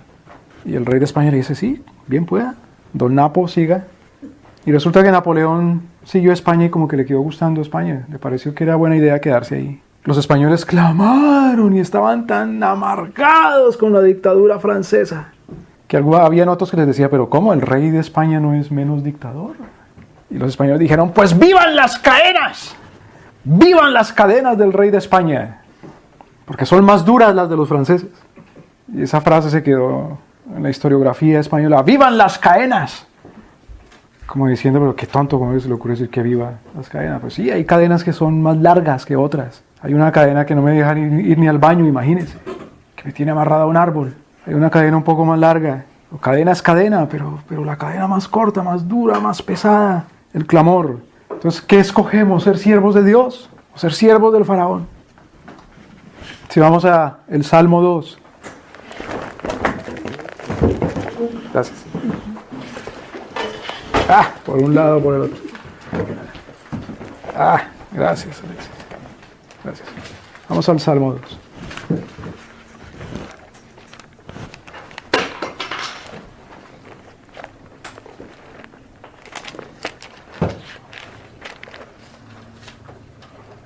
Versículo. ¿Puede leer, hermano, versículo 1 al 3, por favor? ¿Por qué se amotinan las gentes y los pueblos piensan cosas vanas? Se levantarán los reyes de la tierra y príncipes consultarán unidos contra Jehová y contra su ungido, diciendo: rompamos sus ligaduras y echemos de nosotros sus cuerdas. Rompamos sus cadenas. ¿Las de quién? Las de Dios nuestro Señor. Entonces el pueblo clama: rompamos las cadenas de Dios. Rompamos su pacto, su cadena. ¿Qué dice el Señor? El que mora en los cielos. El que mora en los cielos se reirá, el Señor se burlará de ellos. El Señor se burla, el Señor se mofa, el Señor es escarnecedor, el Señor es sarcástico. El Señor se ríe de ellos. ¿Con qué quieren romper mi cadena? Pues vamos a darles otra cadena entonces. Mire versículos 11 y 12. Servid a Jehová con temor, que alegraos con temblor. Tened la cadena de Dios con alegría. Acordemos que nuestro Señor Jesucristo dice: llevad mi carga. ¿Mi carga es qué? Ligera. No pesa tanto, llevadla. Llevad mi carga, llevad mi cadena. No es ligera de llevar. Servid al Señor. Sed, ¿qué? Siervos con temor y temblor. Versículo 12. Honrad al Hijo, para que no se enoje. En el literal dice: besen al Hijo. Besad. Hay una anécdota en la novela de Alejandro Dumas, de La Máscara de Hierro, el hombre de la máscara de hierro. Cuando el rey tirano, el faraón ese, le entrega la máscara, no se la entrega, sino obliga al otro a que se ponga la máscara. Y si llevarás la máscara hasta que la ames, hasta que beses la máscara. El tirano quiere que lo besen. Versículo 12, besad al Hijo. Nuestro Señor, que es soberano, quiere que lo besen. Al Rey, a Cristo, para que no se enoje. Entonces, ¿cuándo nuestro Señor manifiesta enojo? Cuando los que pretenden romper su cadena les entrega otra cadena. Los que pretenden romper la cadena de Cristo, Cristo los entrega otra cadena. Entonces, eso nos sirve de trampolín para ir a Éxodo capítulo 21. El que no sabe vivir de manera libre, el Señor temporalmente lo entrega en esclavitud o en servidumbre. ¿Me explico? Pero lo que debe buscarse es que si somos temerosos de Dios y llegamos a ser amos, esa esclavitud o esa servidumbre mejor está limitada por el mismo pacto de Dios nuestro Señor. Que si somos temerosos de Dios, exigimos que si el Señor entrega en servidumbre, esa servidumbre está limitada al pacto de Dios nuestro Señor. Y eso es Éxodo capítulo 21, 22 y 23. Esa servidumbre no es perpetua. Esa servidumbre tiene una puerta de redención. En esa servidumbre hay capacidad de servir a Dios primero desde la familia, de casarse. Y en esa servidumbre Dios mismo protege todavía al siervo. ¿Me explico? Entonces, volviendo a Éxodo capítulo 3. Veamos si terminamos con esto por ahora. Éxodo capítulo 3.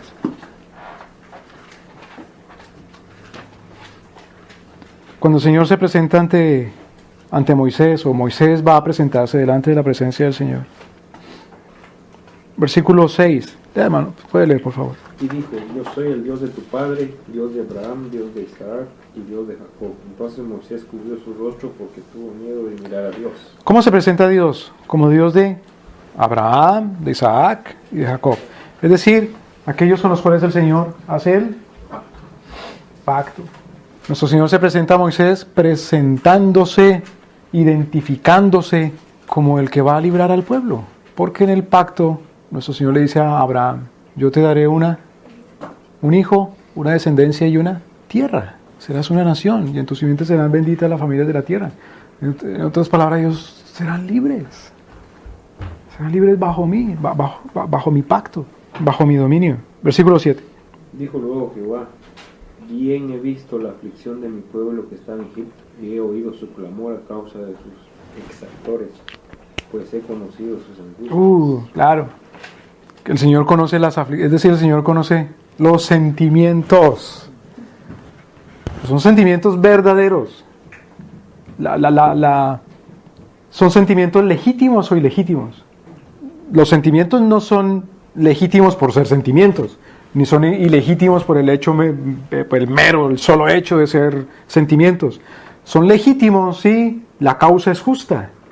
Nuestro Señor diciendo, la causa de su aflicción es justa, y yo lo he oído, yo la he visto, el clamor, su angustia. Versículo 8, he descendido. Y he descendido para librarlos de mano de los egipcios y sacarlos de aquella tierra a una tierra buena y ancha, a tierra que fluye leche y miel, a los lugares del cananeo, del eteo, del amorreo, del fereceo, del heveo y del jebuseo. Versículo 9. Y el clamor, pues, de los hijos de Israel ha venido delante de mí, y también he visto la opresión con que los egipcios los oprimen. Ven, por tanto, ahora, y te enviaré a Faraón, para que saques de Egipto a mi pueblo, los hijos de Israel. Entonces, en Éxodo capítulo 21, este tipo de servidumbre no era para aflicción perpetua, es para redención. Entonces volvemos a Éxodo capítulo 21. Y hemos dicho ya, en Éxodo capítulo 21, versículo 1, estos son los decretos que les propondrás. Es decir, hay una ley que protege al siervo. Segundo, si comprares tu siervo hebreo 6 años, servirá 6 años, es decir, no es perpetuo sino temporal. Al 7º saldrá libre, es decir, admite que haya redención. Si entró solo, solo saldrá. Si estaba casado, entonces su esposa saldrá con él. Admite casarse. Versículo 4. Si su amo le hubiere dado esposa y ella le hubiere dado a luz hijos o hijas, la esposa y sus hijos serán de su amo y él saldrá solo. Y ahí nos quedamos. Porque primero, admite que se puede casar, que tenga esposa. Segundo, su amo le puede dar esposa. Pero entonces nos quedamos aquí en una cosa que nos presenta muchas preguntas, muchas dudas. ¿Cómo entonces que si sale libre, saldrá solo? ¿Qué quiere?